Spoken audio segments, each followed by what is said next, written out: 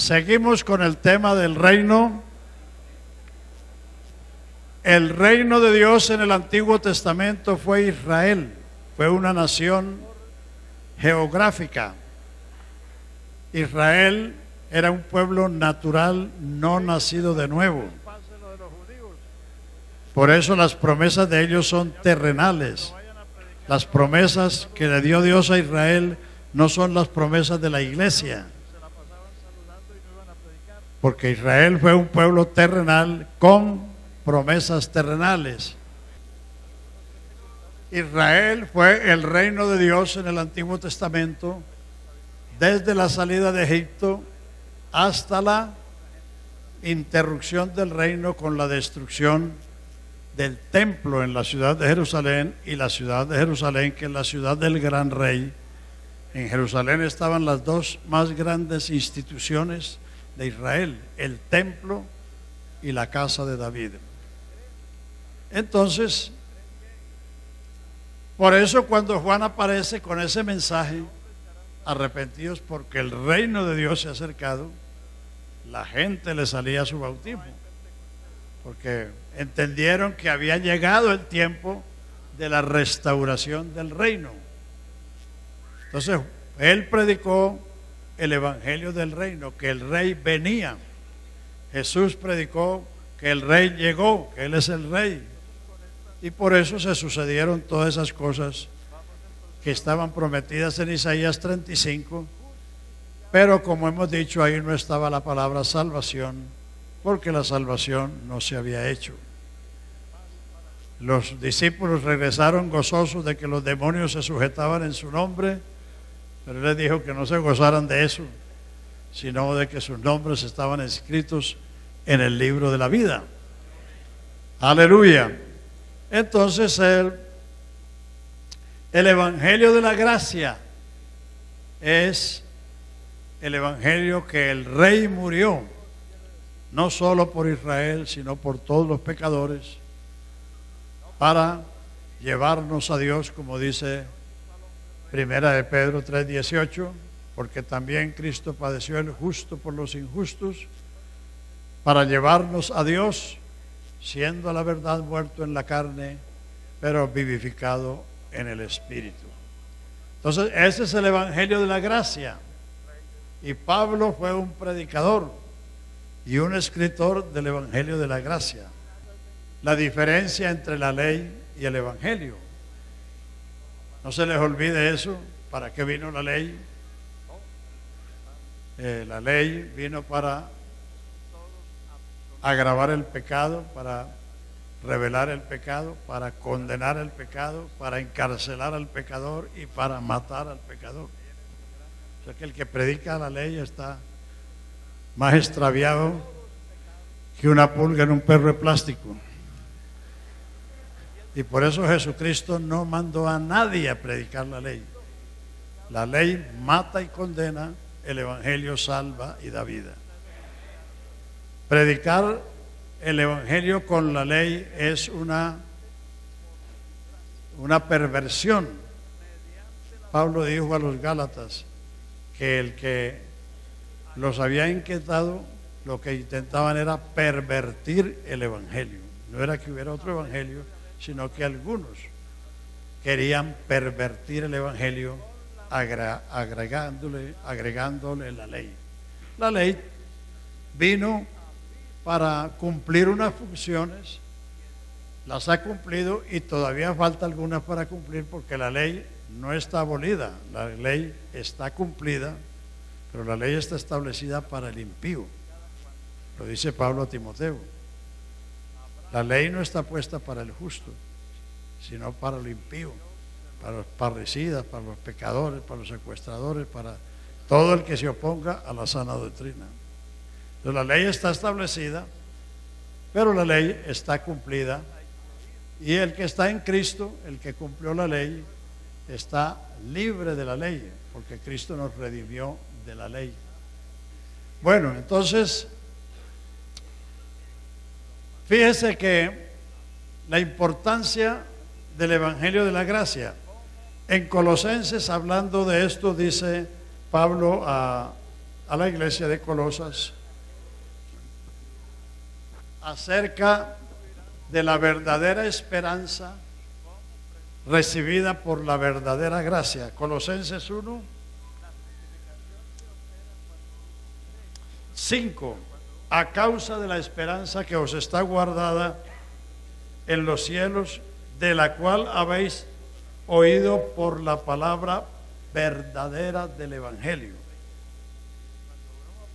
Todo el mundo tiene esperanza, pero hay un mundo de esperanzas falsas y muertas, y solo hay una esperanza verdadera. Y Jesucristo no es una esperanza entre las muchas. Jesucristo es la única esperanza. Pero vea lo que dice Pablo a los colosenses. A causa de la esperanza que os está guardada en los cielos, de la cual habéis oído por la palabra verdadera del Evangelio. Versículo 6, que ha llegado a vosotros, así como a todo el mundo, y lleva fruto y crece también en vosotros, desde el día que oísteis y conocisteis la gracia de Dios en verdad. La gracia de Dios produce la verdadera esperanza. El mundo está lleno de falsas esperanzas y de esperanzas muertas. Jesucristo es la única esperanza, porque Él es el único que ha vencido la muerte, y solamente por su gracia podemos adquirir la esperanza verdadera del Evangelio. También Pedro habla de esto en los últimos versículos de su primera carta. Primera de Pedro,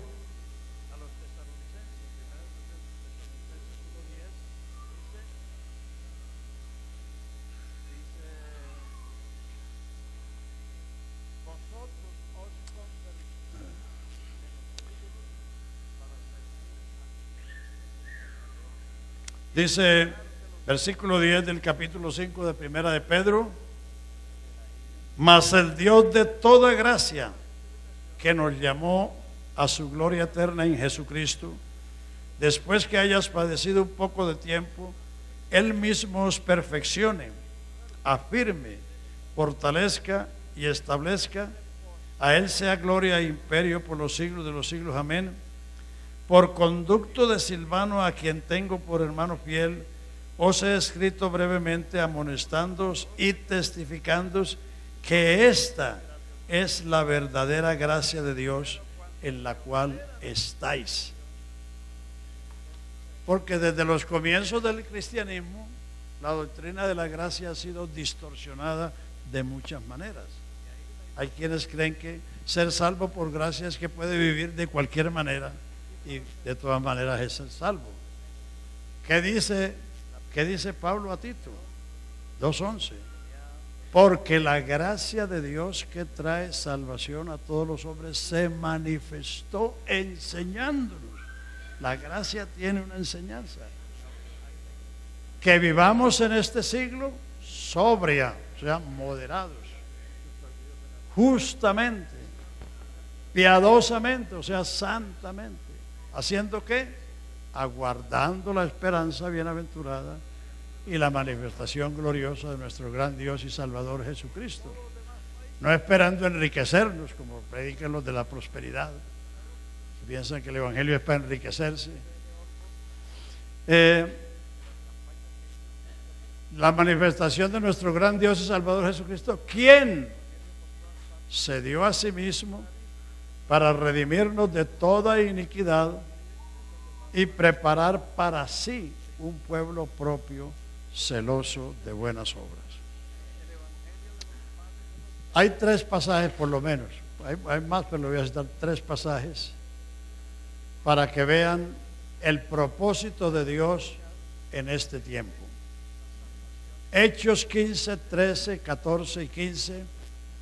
El concilio que se realizó en Jerusalén en los años 49 o 50 del primer siglo, a causa de una incursión del judaísmo en la iglesia, que fueron hermanos de Jerusalén a Antioquía a decirles: si no se circuncidan y guardan la ley, no pueden ser salvos. Entonces, después de una discusión no pequeña, dispusieron que Pablo y Bernabé subieran a Jerusalén con otros hermanos principales para tratar este asunto con los apóstoles. Entonces se reunieron los apóstoles y los ancianos para tratar este asunto, y después de mucha discusión se levantó Pedro y les dijo: vosotros sabéis, hermanos, que Dios escogió que los gentiles oyesen la palabra del evangelio por mi boca y creyesen, y Dios, que conoce los corazones, les dio testimonio, dándoles el Espíritu Santo lo mismo que a nosotros, y ninguna diferencia hizo entre nosotros y ellos, purificando por la fe sus corazones. Ahora pues, ¿por qué tentáis a Dios, poniendo sobre la cerviz de los discípulos un yugo que ni nuestros padres ni nosotros hemos podido llevar? Así dijo Pedro. Después habló Pablo y contó cuán grandes cosas había hecho Dios entre los gentiles, y finalmente habló Jacobo. Y él dice, versículo 13: varones hermanos, oídme. Simón ha contado cómo Dios visitó por primera vez a los gentiles para tomar de ellos un pueblo para su nombre. La predicación del evangelio es la visita de Dios al individuo, a la familia, a la ciudad, a la nación, al continente, al mundo. Dios visita a las gentes a través de la predicación, porque usted no va solo. Cuando Él nos mandó a predicar, dijo: he aquí, yo estoy con vosotros. Y Hebreos 2 dice: testificando Dios con ellos, con maravillas y prodigios y repartimientos del Espíritu Santo. Esa es la evidencia de que Dios está visitando a la gente con nosotros. Entonces ahí está el propósito de Dios para con el mundo gentil. Por ahí me pasaron un papelito que cuando se corta la gracia. No, la gracia no se corta. La gracia es un atributo de Dios. La misericordia es un atributo de Dios. Eso no va a cambiar. Lo que termina es el tiempo. Dios trata un tiempo con la gente. Entonces, Dios ha visitado a los gentiles para tomar de ellos un pueblo para su nombre. Ese es el propósito, para un pueblo para Él, para Jesucristo. Y después de esto, después de que culmine el propósito de Dios con la iglesia, dice: entonces me volveré y levantaré el tabernáculo de David que está caído, repararé sus ruinas y lo volveré a levantar, para que el resto de los hombres busque al Señor, y todos los gentiles sobre los cuales mi nombre es invocado, dice el Señor, que anuncia estas cosas desde tiempos antiguos. Entonces, la predicación del evangelio busca sacar del mundo un pueblo para el Señor. El mundo no va a ser cristianizado. No lo ha sido en 20 siglos. Las grandes religiones, eso es lo que piensan. Agustín, uno de los grandes de la Iglesia Católica, escribió en el siglo V que el milenio era el reinado del Papa por 1000 años. Los musulmanes creen que van a gobernar el mundo. Por eso esas torres altísimas, esos minaretes, son el símbolo de que ellos van a dominar el mundo. Los mormones creen que Dios fue hombre y se hizo Dios, y que ellos van a ser dioses y van a dominar el mundo. Esos son los propósitos de las religiones, los ideales de las religiones. Pero el propósito de Dios tiene que estar bien claro en nosotros.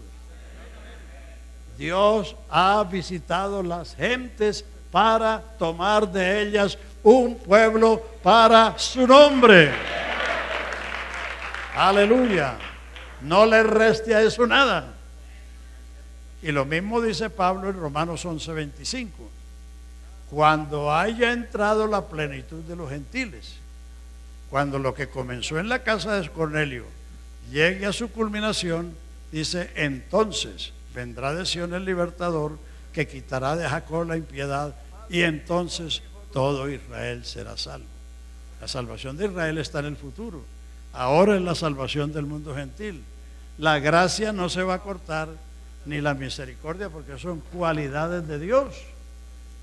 Lo que pasa es que Dios ha dado un tiempo, así como a los prediluvianos les dijo: no contenderá mi espíritu con el hombre siempre, porque el hombre es carne. Serán sus años 120. Le dio 120 años a esa generación y vino el diluvio. Entonces a nosotros nos ha dado 20 siglos, ya casi 21. 20 siglos. Dios está visitando a las gentes para tomar de ellas un pueblo para su nombre. La iglesia es el pueblo de Dios. La iglesia es la compañía de los redimidos, la congregación de los salvos, la congregación de los santos. La gente llama iglesia al templo, no, el templo es el templo y la iglesia es la iglesia. La iglesia es la compañía de los salvados. Para ser iglesia hay que ser salvo. El que no es salvo, así vive en el templo, no es iglesia. Sí. Por eso nuestros hijos tienen que convertirse y bautizarse para ser miembros de la iglesia. Porque Dios no tiene nietos. De los niños es el reino de los cielos, no porque no sean pecadores, sino porque no tienen conciencia de pecado y como tal no tienen capacidad ni de creer, ni de arrepentirse, ni de bautizarse. De los niños es el reino de los cielos. Déjelos ahí donde Jesús los puso, no los traste para otra parte. Cuando se deja de ser niño, entonces ya ser responsable. El pecado está en el que sabe hacer lo bueno y no lo hace. Cuando deja de ser niño. Allá, yo estuve en Valledupar ahora poco, en un campamento, y ahí me soplaron que había un predicador enseñando que los hijos de los hermanos no tenían que bautizarse porque Cristo había quitado el pecado de Adán en el Calvario. Sí, ese hermano estaba ignorando la doctrina del pecado, y era un pastor. Entonces, bueno, afortunadamente el hombre es buen cristiano, porque después de que yo dije lo que dijo, él me invitó a ir en el carro y entonces me explicó que era que él había oído decir eso y que él pensó que si el Cristo quitó el pecado de Adán, entonces ya los hijos nuestros no nacían pecadores. Pero no. Entonces el propósito de Dios es ese. Otro pasaje, Segunda de Tesalonicenses 4:13. Pero nosotros debemos dar siempre gracias a Dios por vosotros, amados hermanos en el Señor, de que Dios os haya escogido para salvación desde el principio, mediante la santificación del Espíritu y la fe en la verdad, a lo cual os llamó por nuestro Evangelio para alcanzar la gloria de nuestro Señor Jesucristo. O sea que el Evangelio no es para tener aquí en este mundo todo lo que queremos tener. Nosotros somos peregrinos. El peregrino no tiene ciudad permanente. El peregrino tiene la mira. Y figúrese, y si eso lo hicieron desde Abel, por la fe Abel, Enoc, Noé, Abraham, Sara, todos estos conforme a la fe murieron sin haber recibido lo prometido, sino mirándolo de lejos, creyéndolo, saludándolo, confesando que eran peregrinos sobre la tierra, que anhelaban una patria cuyo arquitecto y constructor es Dios, que si hubieran estado pensando en la de donde salieron, tenían tiempo para volverse, pero buscaban la mejor, la celestial, por lo cual Dios no se avergüenza de llamarse Dios de ellos, porque les había preparado una ciudad. O sea, desde allá ella, a través de las promesas, estaban mirando más allá de nosotros. Por eso, como dice el hermano Álvaro, si aquellos se chuparon los dedos viendo lo que nosotros íbamos a tener, porque eso lo dijo Jesús a los discípulos, bienaventurados vosotros porque veis y oís, porque muchos profetas y justos desearon ver estos días y no los vieron. Todas esas generaciones que precedieron la venida de Cristo anhelaban que en su generación, en su tiempo, apareciera el Cristo. Pero no lo vieron, pero lo miraron de lejos y lo saludaron y se confesaron como peregrinos sobre la tierra y que estaban en busca de esa patria cuyo arquitecto y constructor es Dios. Nosotros no podemos ser inferiores a eso, porque si ellos que estaban mirando desde tan lejos se gozaron, ¿cómo no debemos nosotros tener una esperanza gozosa y bendita? Y lo que cité ahora de Tito 2:11 dice que Él vino, la gracia se manifestó para salvarnos, enseñarnos y prepararnos como un pueblo propio de Jesucristo. Por eso la iglesia no se puede comparar con esas otras cosas que aparecen. Hay gente que se dejan deslumbrar porque unas personas que vinieron ayer tienen 5,000 o tienen 3,000, predicando cualquier cosa.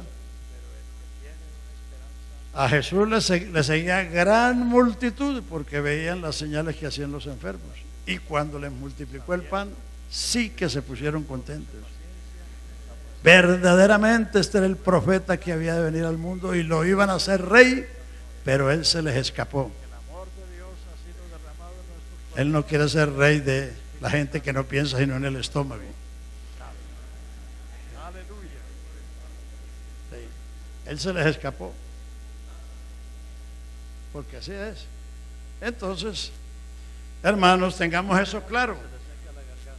La gracia de Dios vino para rescatarnos y para hacernos un pueblo propio de Jesucristo. Solo Jesucristo tiene iglesia, porque Él la amó y la compró con su sangre, la santifica, la purifica en el lavacro del agua por la palabra, y Él mismo viene a presentarse a Él. Él no necesita suegro. Él mismo es, porque Él es el autor y el actor de todo esto. A su nombre sea la gloria. Entonces, el evangelio de la gracia es la predicación del evangelio, lo que pasó en el Calvario. La verdadera palabra de Dios trae la verdadera gracia de Dios, y la verdadera gracia de Dios produce la esperanza verdadera. Así que donde está lo verdadero es porque hay otro que no es verdadero. Si hay una iglesia verdadera es porque hay otras que no lo son. Y no en vano está lo que dice Cantares: 60 son las reinas y 80 las concubinas, pero una es la paloma mía, la perfecta mía. Por eso no hay que estar imitando esas cosas, hermano. Eso es absurdo, ponernos a imitar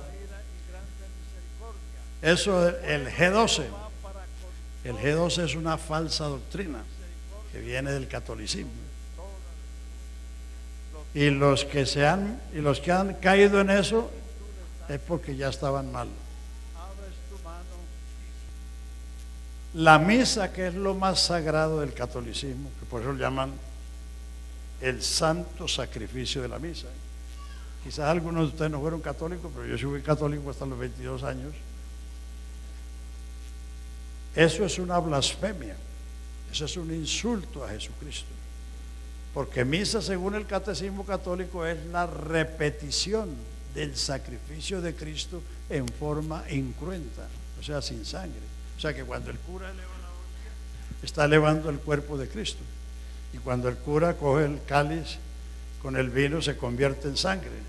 Esa es la doctrina de la transubstanciación, que una sustancia se transforma en otra. Esa es una de las grandes mentiras de Roma. Y la misa, que es lo más sagrado para ellos, es un insulto a Jesucristo, porque eso es decir que lo que Él hizo no es completo. Lo mismo la confesión. el cura se siente en el lugar de Dios. Lo mismo el purgatorio. Jesucristo hizo la purgación de nuestros pecados y se sentó a la diestra de la majestad en las alturas, porque no hay más nada que hacer. Lo que hay es que creer, recibir lo que Él hizo. Aleluya. Pero para que la gente lo reciba hay que proclamarlo, porque la gente no lo sabe. La gente come gato por liebre. Antes de Juan 23 engañaban a los católicos sin la Biblia. Después de Juan 23 los engañan con la Biblia. Porque Juan 23 fue el que dijo Biblia y no camándulas. Entonces ya mandó a leer la Biblia, pero ahora el cura lee un pasaje en la misa.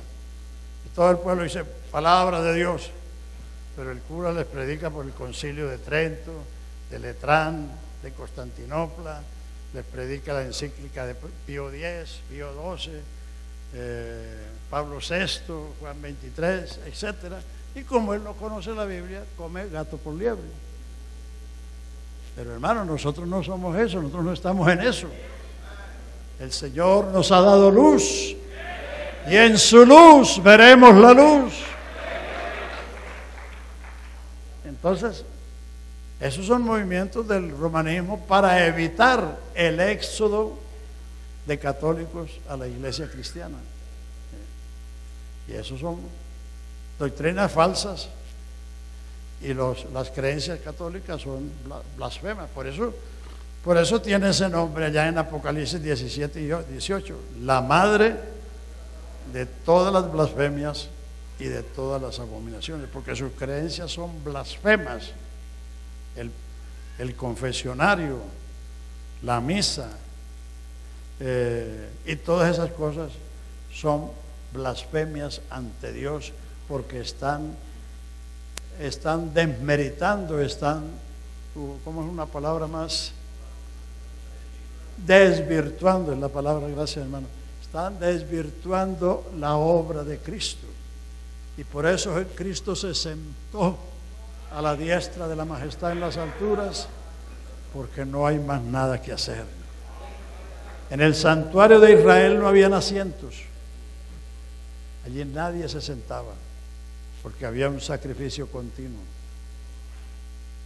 Porque el perdón se basaba en eso.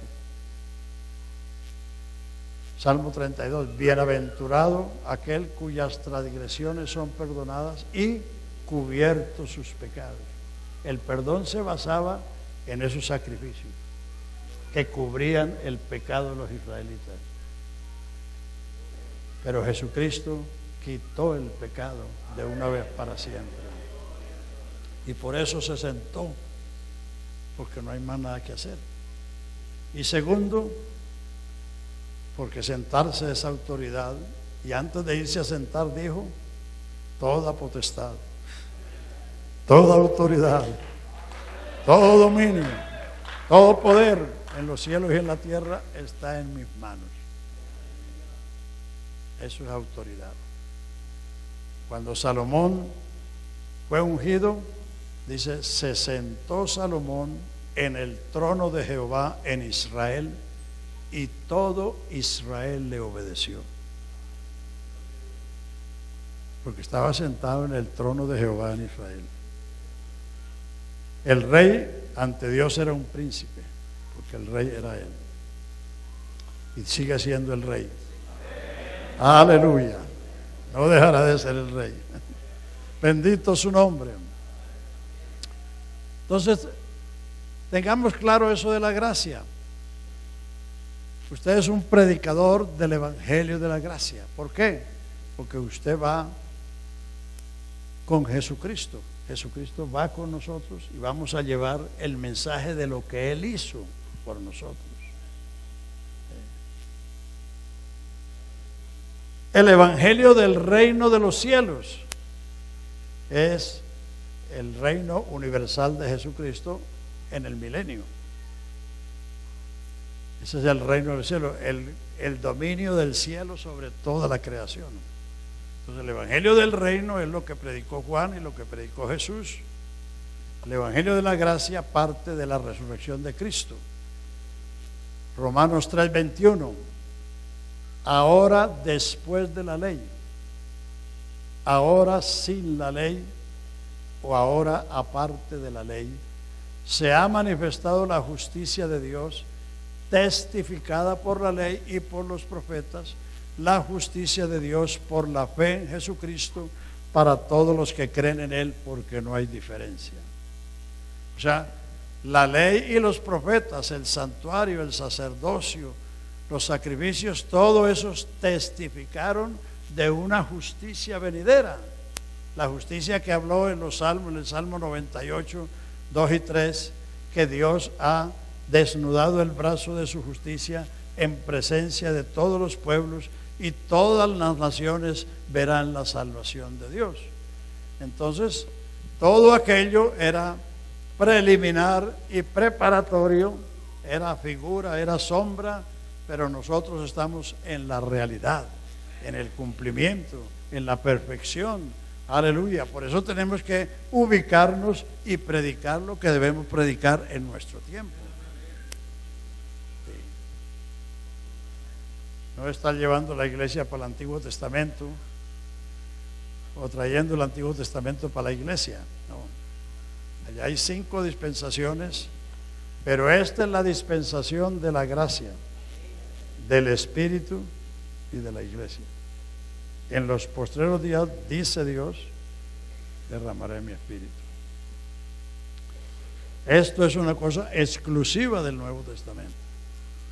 Lo de allá son retratos, sombras, figuras que ahora están cumplidas en la iglesia, que ahora es el pueblo de Dios. Entonces tenga claro, el Evangelio del Reino, el Evangelio de la Gracia y el Evangelio del Reino de los Cielos será el gobierno universal de Jesucristo sobre toda la creación cuando Él venga, conforme predicó Pedro en el segundo sermón, Hechos 3:19. Es menester que el cielo tenga a Jesucristo hasta los tiempos de la restauración de todas las cosas que Dios habló por boca de sus santos profetas. Entonces, cuando Jesucristo venga en su segunda venida, va a destruir el reino del anticristo y a establecer el milenio, que es la tercera etapa del reino de Dios, cuando la creación será redimida, como dice en Romanos 8, que la creación gime y está de parto, anhelando la manifestación gloriosa de los hijos de Dios. La creación va a ser redimida porque también fue afectada por el pecado. Así como hay cementerios humanos, en la selva hay cadáveres de animales, troncos podridos, aguas putrefactas, porque el pecado produjo la muerte en toda la creación. Y por eso Santiago nos dice que nosotros somos primicias de la creación, nosotros somos los primeros. Pero cuando Jesucristo venga, la creación va a ser redimida a la libertad gloriosa de los hijos de Dios. Aleluya, aleluya. Y entonces viene el reino de los cielos, o sea, el cielo reinando sobre toda la creación. Bendito sea el nombre de Jesús. Hay otras cosas que se desprenden de ahí muy importantes, que eso fue lo que les enseñé allá en la asamblea. En el capítulo 5, verso 12, dice: por tanto, como el pecado entró en el mundo por un hombre y por el pecado la muerte, y la muerte pasó a todos los hombres, no obstante, reinó la muerte desde Adán hasta Moisés, aún en los que no pecaron a la manera de la transgresión de Adán. Dice, porque donde no hay ley, no se inculpa. Ninguna ley es retroactiva. Toda ley comienza a partir de la promulgación. Históricamente se dice que la historia está dividida en 2 partes, antes de Cristo y después de Cristo. Pero la Biblia la divide en 3 partes. Antes de la ley había pecado en el mundo. ¿Cuántos años? 2500 años hay de Adán al Sinaí. La ley fue proclamada en el Sinaí. En ese tiempo había pecado, pero no había ley ni que revelara ni que condenara al pecador. O sea que los descendientes de Adán hasta Moisés eran pecadores por naturaleza, pero no eran transgresores, porque no había una ley que mandara o prohibiera. Pero a pesar de eso, que no había una ley que condenara el pecado, la gente se murió. ¿Por qué? Porque la muerte es la paga del pecado. La muerte es la prueba contundente de que el ser humano es pecador. Por eso en el cementerio no solamente hay tumbas de viejos, sino de jóvenes y de niños, de bebecitos que no cometieron un pecado. ¿Pero por qué se murieron? Porque nacieron con el germen de la muerte, nacieron con el pecado. Entonces, de Adán al Sinaí, 2500 años, eso se llama antes de la ley. Así lo dice Romanos 5:13. La ley del Sinaí al Calvario. La ley fue dada en el monte Sinaí y cumplida en el monte Calvario. Entonces, por eso Romanos 3:21 dice: ahora, después de la ley, ahora aparte de la ley, o ahora sin la ley, se ha manifestado la justicia que fue testificada por la ley y por los profetas, la justicia de Dios por la fe en Jesucristo para todos los que creen en Él, porque no hay diferencia. Ponga más bien los versículos, porque se van a entretener viendo sus bonitas caras ahí.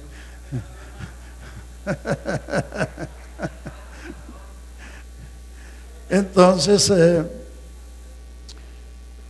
del Sinaí para acá, el hombre es triple pecador.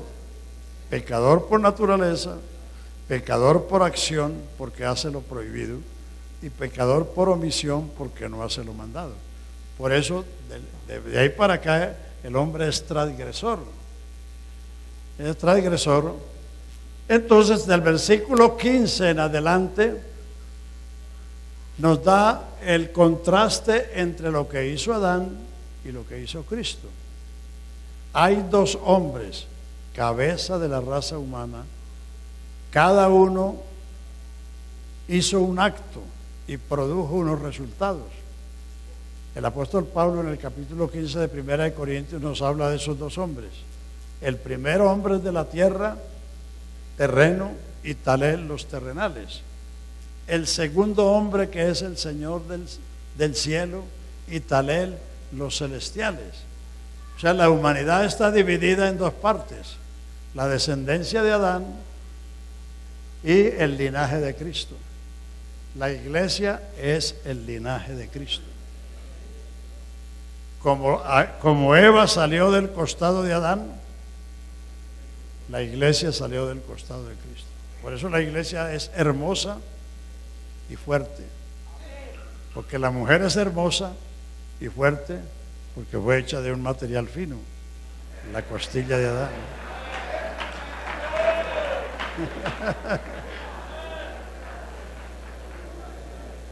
Así que no sean vanidosas, porque nos deben la hermosura. Sí. Por eso, aunque la llaman el sexo débil, resulta que son fuertes, porque aguantan cosas que uno no aguanta. Pero es porque fueron hechas de un material fino. Y en cambio el hombre fue hecho del polvo de la tierra. Entonces uno por el nacimiento natural nace adámico, pecador, mortal, perdido, destituido de la gloria de Dios, sin Dios y sin esperanza en el mundo. Ese fue el legado que nos dejó Adán. Pero gloria a Dios que 4000 años después de Adán se cumplieron las promesas que Dios le hizo a Adán, y que Dios le hizo a Abraham, y que Dios le hizo a Judá. Y entonces Jesucristo vino a ser cabeza de un nuevo orden, de una nueva generación, de una nueva creación, de un linaje escogido. Aleluya. Eso es la iglesia. Y nosotros hemos sido llamados para perfeccionar esa iglesia, para la obra del ministerio, para la edificación de esa iglesia, para cuidar esa iglesia. Entonces tenemos una comisión gloriosa, importante. Entonces, partiendo del versículo 15, miremos ese contraste que hay ahí. Romanos 5:15, a ver si lo ponen ahí en el a eso. Pero el don, la salvación, no es una recompensa, es un regalo. Don es regalo. La paga del pecado es la muerte, pero el don de Dios es la vida eterna en Cristo Jesús, Señor nuestro. Pero el don no fue como la transgresión, porque si por la transgresión de aquel uno murieron los muchos,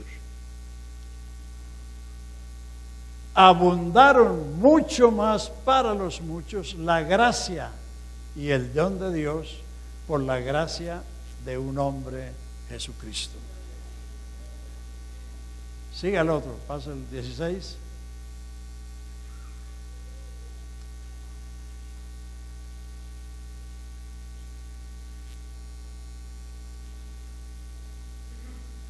Pero el don no fue, no, sí, ya. Y con el don no sucede como con el caso de aquel uno que pecó, porque ciertamente el juicio vino a causa de un solo pecado para condenación. Pero el don vino a causa de muchas transgresiones para justificación. Figúrese usted todas las transgresiones desde el Sinaí para acá. Desde el Sinaí para acá, 1500, 3500 años y todavía lo que falta.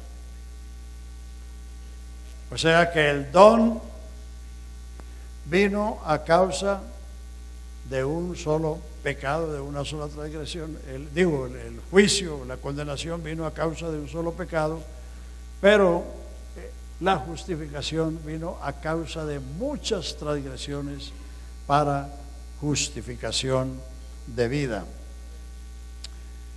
El 17 dice: si por la transgresión de uno solo reinó la muerte, el mundo se llenó de cementerios, de cárceles, de manicomios, de hospitales, del centro de rehabilitación, porque todo eso existe a causa del pecado. Si por la transgresión de uno solo reinó la muerte, mucho más, ¿cuánto más reinarán en vida por uno solo, Jesucristo? Pero ¿quiénes? Los que reciben la abundancia de la gracia y el don de la justicia. Sin esto no hay otra, no hay nada. Lo de Adán se hereda. Nadie puede eludir su condición adámica. Todos nacimos pecadores. Todos nacimos en la selva humana.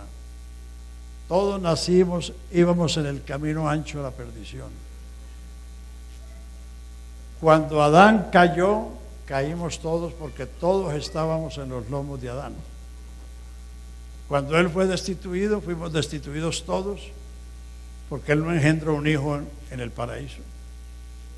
Los engendró afuera, y el primero que le nació fue el primer criminal, como prueba contundente de la herencia del pecado. Entonces, por el nacimiento natural recibimos todo. Por eso no importa cuán formal, cuán bueno parezca una persona, sin Cristo está perdido. Así sea el Cornelio de Cesarea. Cornelio era un varón temeroso de Dios con toda su casa, que hacía muchas limosnas y oraba a Dios siempre, pero no era salvo. Por eso el ángel le dijo: tus oraciones y tus limosnas han venido en memoria, en la presencia de Dios. Envía pues a Jope, ciudad marítima, y hallarás un hombre que tiene por sobrenombre Pedro. Él te hablará palabras por las cuales serás salvo tú y tu casa. Sin ese don no hay salvación. Mucho más reinarán en vida los que reciben la abundancia de la gracia. Hermano, hágase un predicador de la gracia de Dios. Y el regalo de la justicia. La justicia es un regalo. La justicia nuestra es como trapo de inmundicia. Un ejemplo clásico de eso es el caso de Isaías profeta. Isaías era un hombre de linaje real, criado en las mejores costumbres de su pueblo. Era un devoto porque estaba en el templo. Pero en el año que murió el rey Usías, que fue un profano, vi yo al Señor alto y sublime, sentado sobre un trono, y sus faldas llenaban el templo, y los serafines no cesaban de decir: santo, santo, santo, Jehová de los ejércitos, toda la tierra está llena de su gloria. Y a Isaías no le salió un aleluya ni un gloria a Dios, le salió fue un ay de angustia. Ay de mí, que soy muerto, porque siendo hombre de labios inmundos y habitando en un pueblo que tiene labios inmundos, han visto mis ojos al Rey Jehová de los ejércitos. Y era el pueblo de Israel, pueblo escogido. O sea que él no era ni idólatra, ni era borracho, ni era ladrón, ni era fornicario, ni era nada de esas cosas. Pero cuando se vio ante la majestad de Dios, se vio como un cadáver. Ay de mí que soy muerto, porque siendo hombre de labios inmundos y habitando en un pueblo que tiene labios inmundos, han visto mis ojos al Rey Jehová de los ejércitos. Pero gracias a Dios que eso no fue lo único que vio. Él vio que un querubín, un serafín, se desprendió del altar con un carbón encendido y tocó sus labios y le dijo: limpio eres de tu iniquidad. Entonces él oyó la voz del Señor que dijo: ¿quién irá por nosotros? Y él respondió: heme aquí. Entonces él escribió su experiencia. 63:6 dice: todos nosotros somos como suciedad y nuestras justicias como trapos de inmundicia. Es decir, lo mejorcito del hombre es un trapo de mestro, es como dice el original, un trapo de vergüenza. Eso es la justicia humana. Pero él escribió también lo otro, Isaías 61: en gran manera me gozaré en Jehová, porque me vistió de vestidos de salvación, me rodeó de manto de justicia, como a un novio me atavió y como a una novia engalanada con sus joyas. Aleluya. Para verse así hay que verse primero lo que es un pecador delante de Dios. Usted no puede entender la grandeza del Evangelio si no entiende la gravedad del pecado y la severidad de la ley. Por eso les prediqué lo que les prediqué sobre la ley, porque hasta que uno no entienda la severidad de la ley, no va a comprender la grandeza de este Evangelio, la grandeza del don de la gracia y del regalo de la justicia. Si por la transgresión de uno reinó la muerte, mucho más, cuánto más reinarán en vida por uno solo, Jesucristo, los que reciben la abundancia de la gracia y el regalo de la justicia. Eso hay que recibirlo. ¿Qué dice el siguiente versículo, el 19? O si por la desobediencia de uno solo vino la condenación a todos los hombres, si por la desobediencia, si por la transgresión de uno vino la condenación a todos los hombres, de la misma manera, por la justicia de uno, la de Jesucristo, como el Salmo 98 que leímos al comienzo. Dios ha desnudado el brazo de su justicia en presencia de todos los pueblos de la tierra, y todas las gentes verán la salvación de Dios. Aleluya. Mucho más. No, era el 18, me equivoqué, pero déjelo ahí. El 18 dice: si por la transgresión de uno solo vino la condenación a todos los hombres, de la misma manera por la justicia de uno vino a todos los hombres la justificación de vida. Porque si por la desobediencia de uno, nota el tiempo, los muchos fueron pasados, constituidos pecadores, así también por la obediencia de uno los muchos serán constituidos justos. Ahora el 20 dice: pero la ley se introdujo. Usted debe saber bien clarito cuál es el oficio de la ley, para que no te metas con eso. Pero la ley se introdujo para que el pecado abundase, sí, para que el pecado se inflase, porque el pecado era una naturaleza en el ser humano, no era una transgresión, porque los descendientes de Adán no tenían mandamientos, qué hacer y qué no hacer. Y pecado es la transgresión de la ley. Donde no hay ley no hay transgresión. Entonces, la ley que se introdujo 2500 años después de Adán vino para abundar, agravar o inflar el pecado. La ley es la inflación del pecado. ¿Y cuándo? No dónde. Noten bien, ¿cuándo? No me quite el versículo. ¿Cuándo? ¿Cuándo habla de tiempo? ¿Dónde habla de lugar? ¿Dónde habla de lugar? O sea que el que predica que donde abundó el pecado, abundará la gracia, está mal.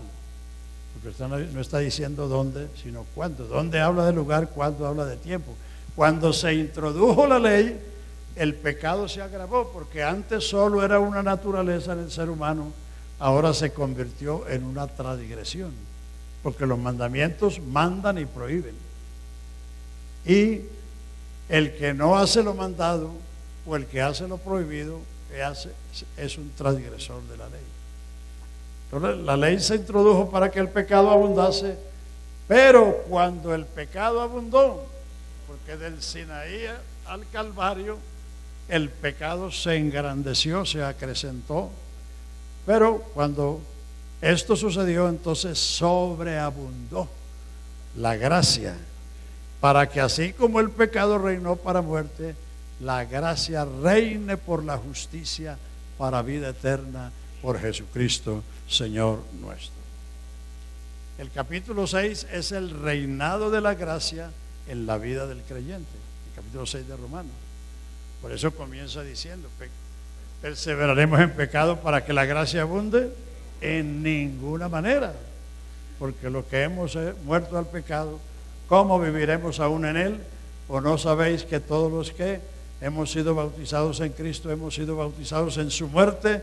Porque fuimos sepultados a muerte por el bautismo, para que así como Cristo resucitó de los muertos por la gloria del Padre, así también andemos en vida nueva.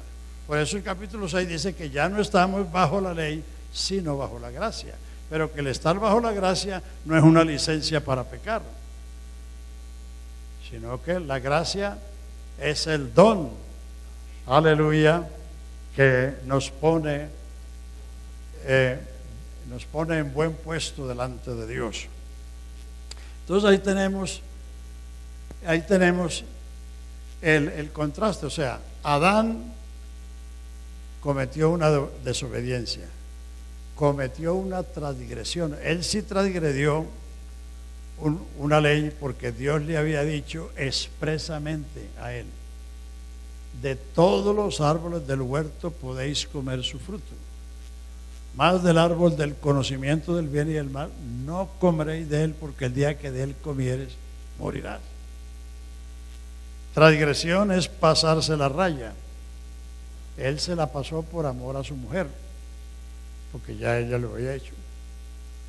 Y por eso es que la Biblia le restringe la autoridad a la mujer en el hogar y en la iglesia, por dos razones: por el orden jerárquico y porque el hombre no fue engañado, sino la mujer fue engañada, seducida y envuelta en transgresión. La mujer necesita estar bajo autoridad sencillamente por el orden jerárquico. Ahí en el capítulo 11 de 1 Corintios, lo que el apóstol está enseñando no es el cabello ni es el manto, es la jerarquía. Quiero que sepáis. Así que pongan cuidado. Quiero que sepáis que Cristo es la cabeza del varón, el varón la cabeza de la mujer y Dios la cabeza de Cristo. Dios, Cristo, varón, mujer. Ese es el orden jerárquico. Dice: porque el hombre no fue hecho por causa de la mujer, sino la mujer por causa del hombre. Y el hombre fue primero y después la mujer. Y en primera de Timoteo 2, donde están la ética, dice: